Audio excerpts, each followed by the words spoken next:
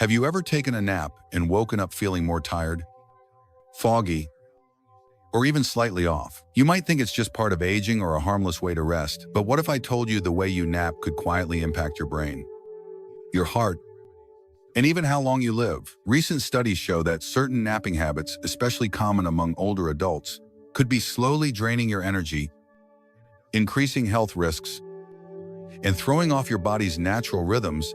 And the most surprising part, you might be doing these things without even realizing it.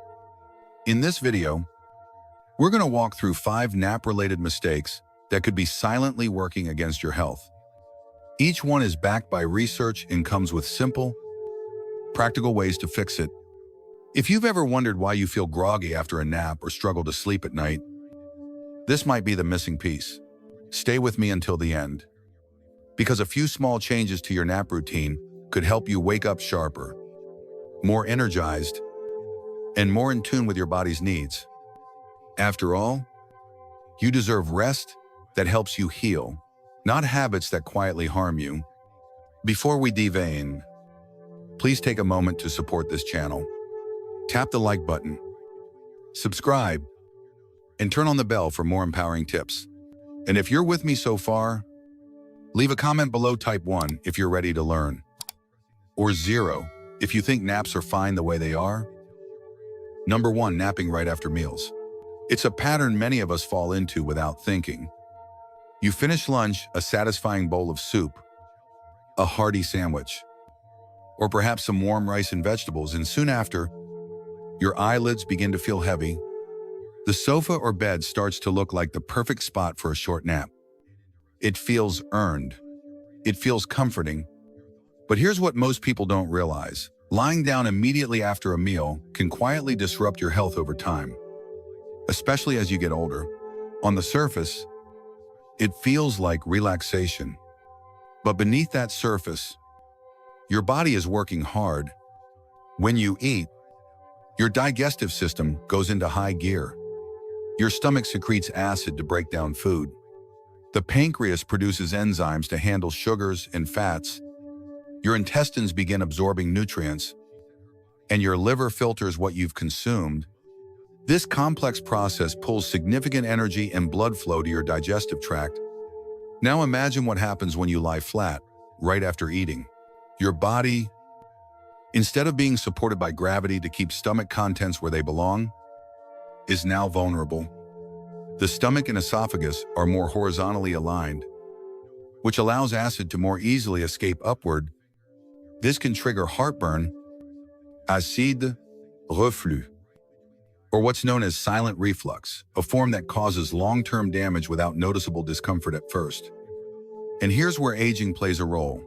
As we grow older, the muscular valve between the stomach and esophagus, the lower esophageal sphincter, naturally weakens. That means acid is more likely to escape the stomach and irritate the esophageal lining.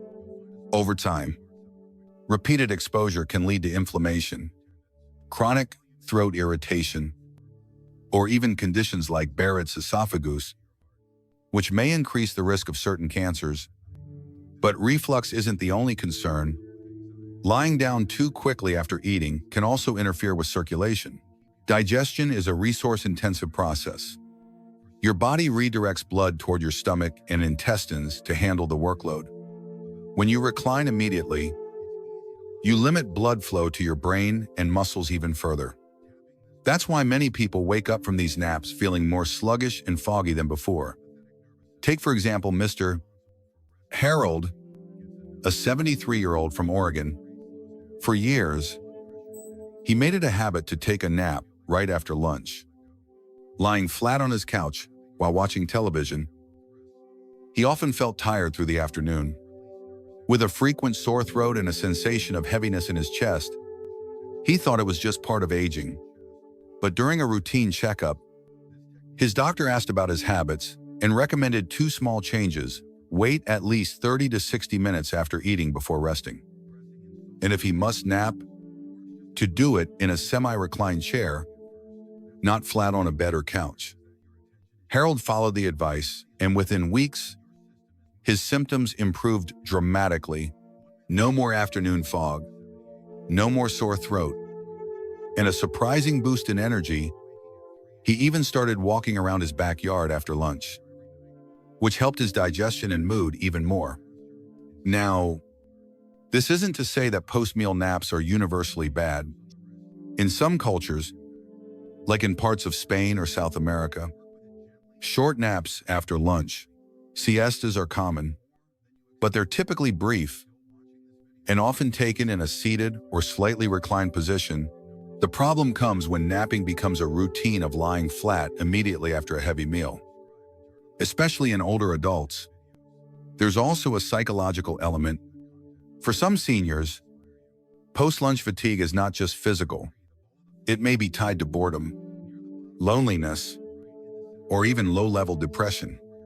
When napping becomes an automatic escape rather than a response to genuine tiredness, it can lead to reduced motivation and lower vitality over time. So what's the best approach? Let your body digest first. Wait at least 30 minutes an hour is even better before reclining. If you feel the need to nap, choose a chair that supports your back and neck. Even better, move around lightly after eating washed dishes. Tidy a room, or take a short stroll. These simple activities improve circulation, aid digestion, and help your body prepare for a more restorative rest later on. Remember, a nap should be something that rejuvenates, not something that drags you down. And now that you've made it to the end of this section, I'd love to know, has this advice made you think differently about your after-meal routine? If so, leave a comment below with the number 1 to let me know you're still watching and learning with me. Number 2, napping too long. There's something undeniably soothing about an afternoon nap, especially for older adults who may find their energy dipping in the early afternoon. A short nap can feel like a gentle reset for the body and mind. But when that nap stretches too long, it can quietly begin to work against your health rather than support it. Experts often draw the line at around 30 minutes. Once you go past an hour, the risk of grogginess and deeper disruption increases significantly. That post-nap haze you sometimes feel, it's called sleep inertia, a state where waking from deep sleep leaves you feeling more sluggish, not more refreshed. And for older adults whose sleep-wake cycles are already more fragile, sleep inertia can be even more disorienting. But the concerns go beyond temporary brain fog. Recent studies in aging and brain health suggest a strong connection between excessive daytime naps, those longer than an hour, and increased risk of cognitive issues. This includes memory loss, poor concentration, and even early signs of dementia. The science points toward one culprit: disrupted circadian rhythms. Long naps during the day can push back your body's natural bedtime, making it harder to fall asleep and stay asleep at night. Poor nighttime sleep, in turn, has a cascade of consequences: mood changes, weakened immunity, slower healing, and greater risk of heart disease. What's more, the need for long naps may not be the real issue. It's often a signal that something else is wrong. Take the story of Mrs. Pauline, a 79-year-old retired librarian from Florida. For years, she took daily naps that lasted up to 2 hours. She believed it was just how her body recharged, but over time, she noticed her memory slipping and her nighttime sleep becoming restless. Concerned, her son encouraged her to speak with her doctor. A sleep evaluation revealed mild sleep apnea and a vitamin B12 deficiency, 2 conditions that were draining her energy. After receiving treatment and shortening her naps to just 25 minutes, she felt sharper, more energetic, and began sleeping through the night again. Sleep specialists generally recommend power naps for seniors that last no longer than 20 to 30 minutes. These quick rests allow your brain to dip into lighter sleep stages enough to restore alertness and reduce stress, but not so deep that waking becomes difficult. Anything beyond that can interfere with your ability to get restful sleep at night. There's also a hidden cost that's often overlooked: time.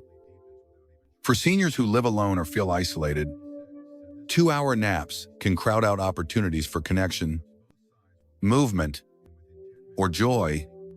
Instead of calling a friend, going for a walk, or working on a hobby, Those hours disappear into sleep that may not actually refresh you. Over time, that can dull your sense of purpose and engagement with life. If you regularly feel the urge for long naps, don't ignore it. Ask yourself, am I getting enough sleep at night? Could medication, poor DEET, or an undiagnosed condition be behind my fatigue? Talk to your healthcare provider. What seems like a harmless nap may actually be your body asking for help. In the meantime, set a timer, choose a quiet, comfortable place to rest and aim for under 30 minutes. A short nap done right can lift your mood, sharpen your mind, and preserve your energy for the things and people you love most. If you're still here and learning something useful, type the number 2 in the comments to let me know you're still with me. Your presence means a lot. Number 3, napping in a recliner for hours. It feels so tempting, doesn't it? After a busy morning, the soft cushions of your favorite chair seem to call your name. Maybe the television is humming in the background. The room is warm and quiet, and you slowly drift off into a nap.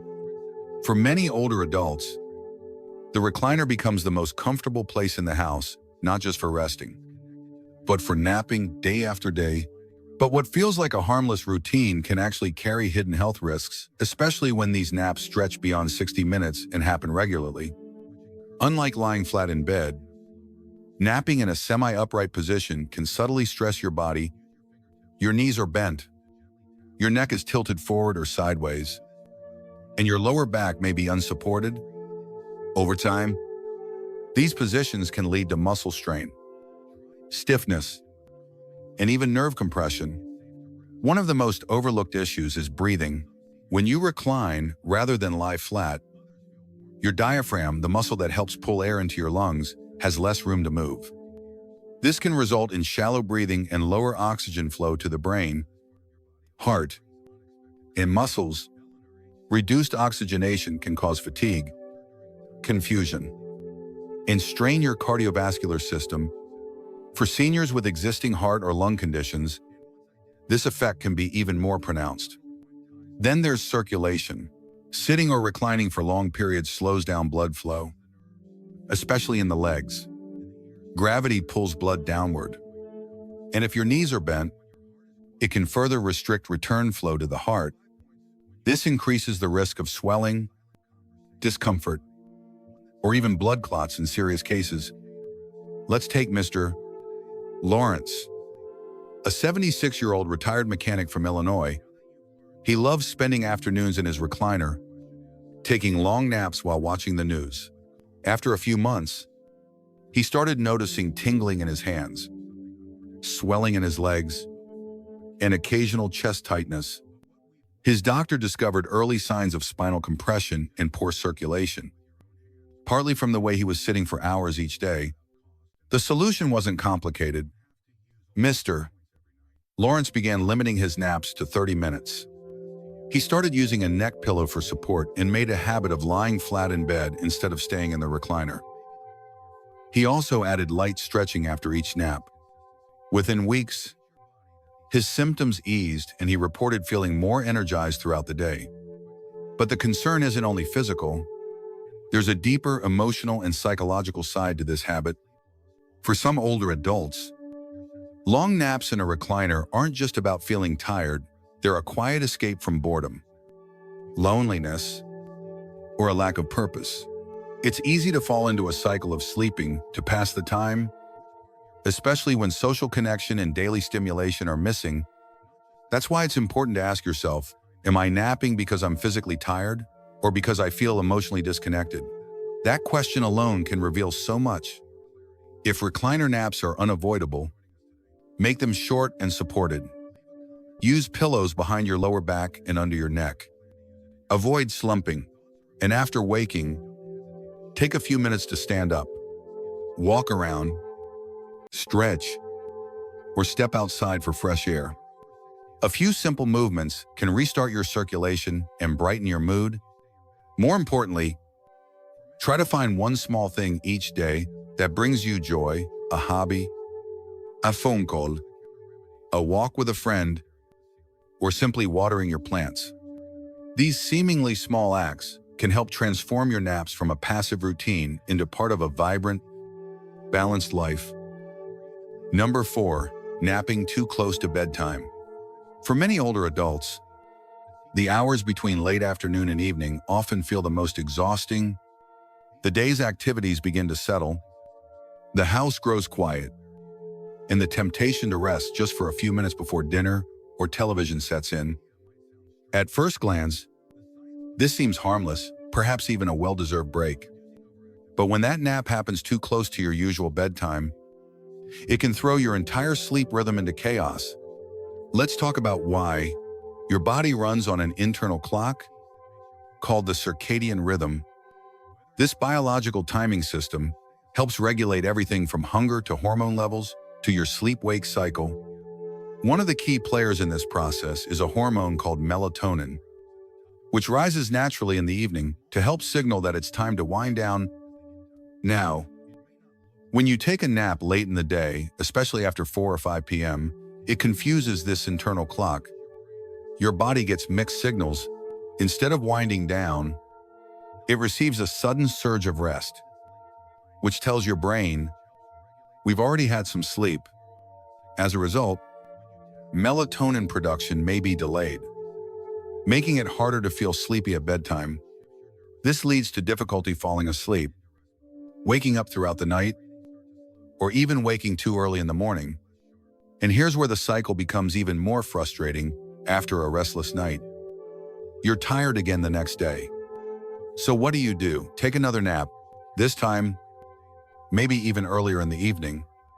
And so, the pattern repeats, creating what sleep specialists call sleep fragmentation. This issue is especially important for seniors.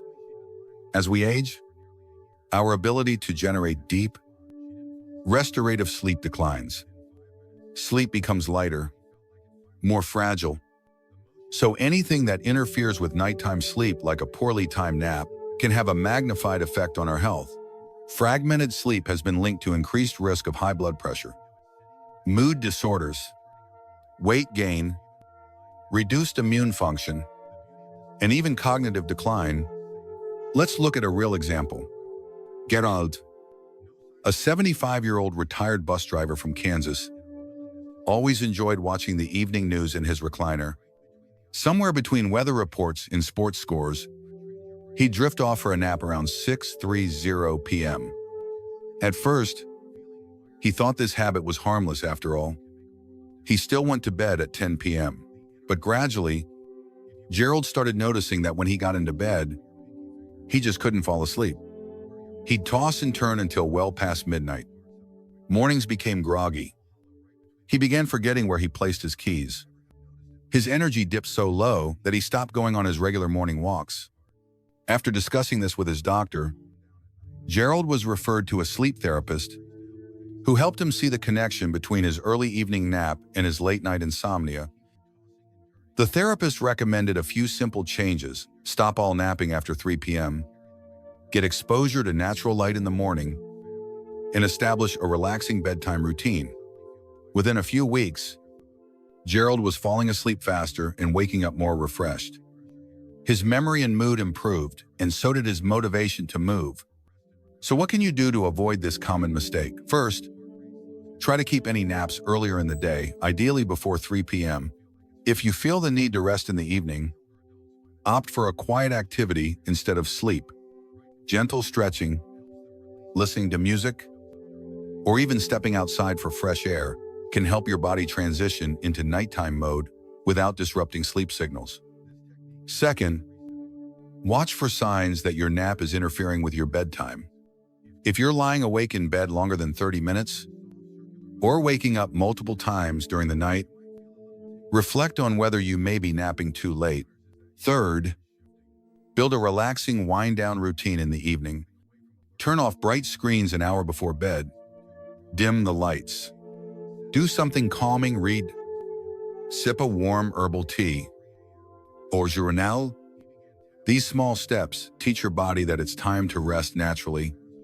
And finally, know that your sleep needs are valid.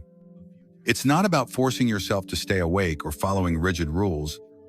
It's about protecting the deep, restorative sleep that fuels everything else. Your mood, your memory, your energy, your joy. If you're still here watching this video and learning something new, I'd love to hear from you. Please comment number 4 down below so I know you're still with me.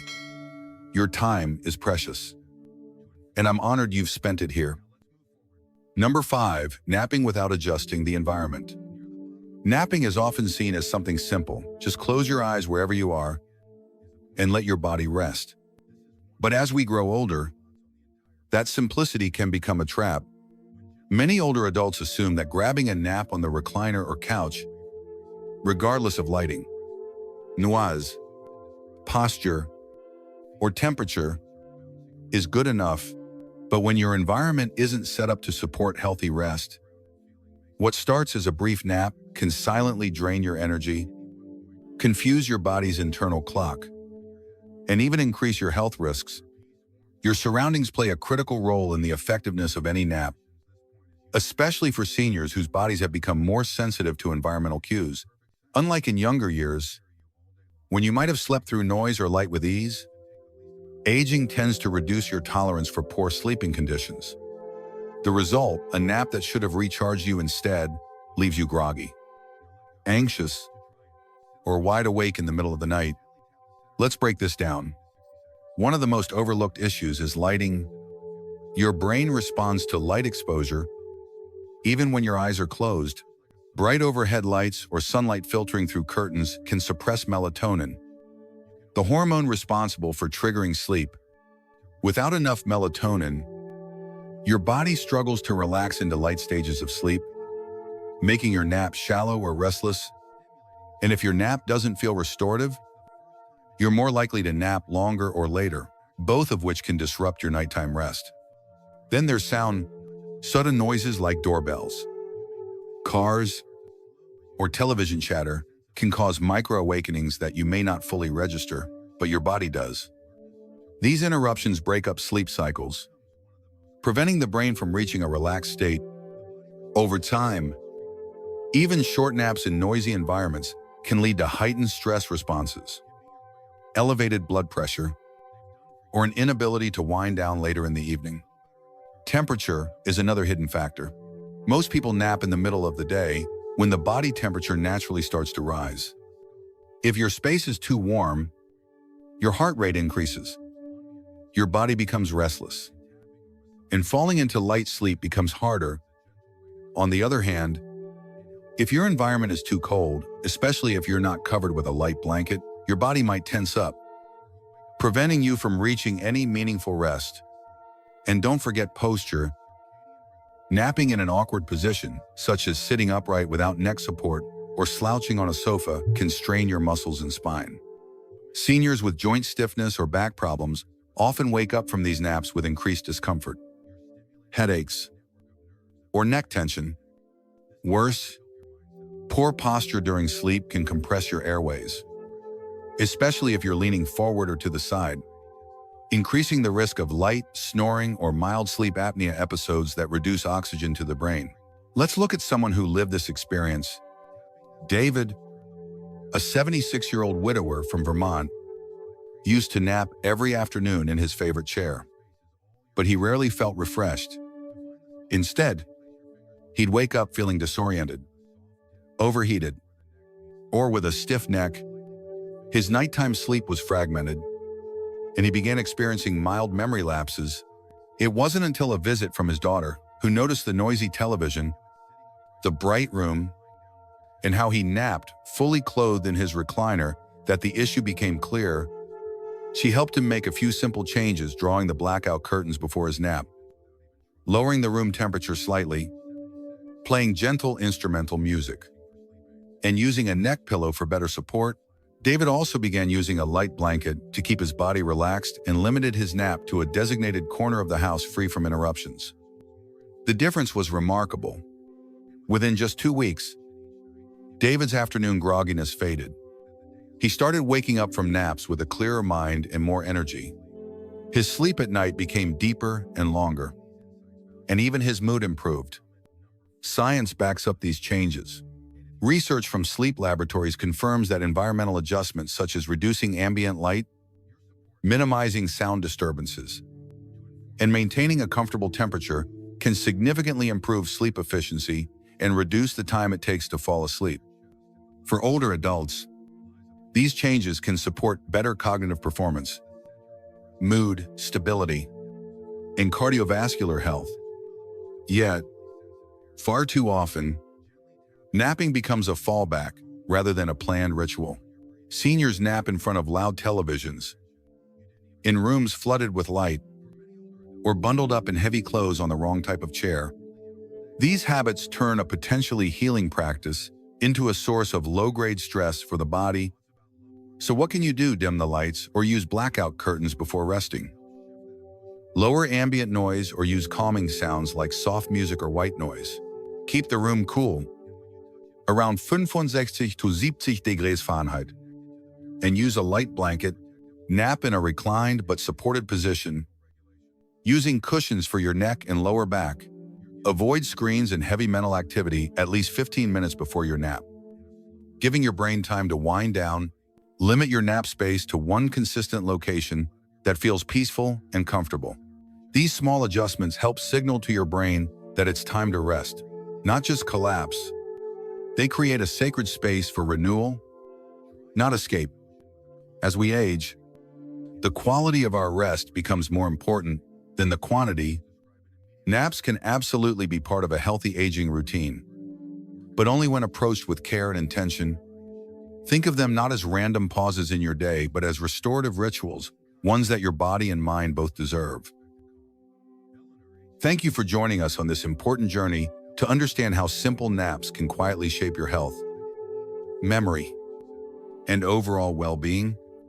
Now, we'd love to hear from you. What's one change you're inspired to make after watching this video? Maybe it's adjusting your nap environment, shortening your rest time, or rethinking when you close your eyes during the day. Whatever it is, share that one takeaway in the comments below. Your insight could help someone else in this community. And if this video offered you something helpful or eye-opening, please support our channel by liking, sharing with a loved one, and subscribing for more thoughtful guidance on healthy aging. We believe every small step you take brings you closer to a stronger, more vibrant version of yourself. Thank you again for being here with us. And until next time, take good care.